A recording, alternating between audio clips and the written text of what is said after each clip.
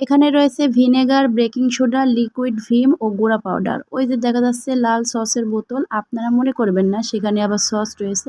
আসলে সসের বোতলে আমি গুঁড়া পাউডার রাখি। গুঁড়া পাউডার অন্য বোতলে রাখলে আমার কাছে মনে হয় খুব অল্প দিনে পাউডারের কোটাটা নষ্ট হয়ে যায়। তাই আমি সসের বোতলে এই পাউডারগুলো রাখি। আর এভাবে কিন্তু অনেকদিন ভালো থাকে। কোটাও নষ্ট হয় না, পাউডারগুলো অনেক ভালো থাকে। আর এই তো দেখুন সবগুলো উপকরণ আমি একটা বাটির ভিতরে দিয়ে দিচ্ছি। এগুলো দিয়ে আমি একটা স্প্রে বানাবো। আর এই স্প্রেটা দিয়ে অনেক কিছু পরিষ্কার করা যায়। রান্নাঘরের গ্রিল, কারেন্টের চুলা, গ্যাসের চুলা ইত্যাদি অন্যান্য ধরনের যেগুলো তৈলাক্ত জিনিস রয়েছে সবগুলো পরিষ্কার করা হবে। আর এই তো দেখুন এগুলো আমি মিক্সড করে একটা স্প্রে বোতলে ঢেলে নিয়েছি। আর স্প্রে বোতলে এভাবে ঢেলে নিলে কিন্তু কাজ করতে অনেক বেশি সুবিধা হয়।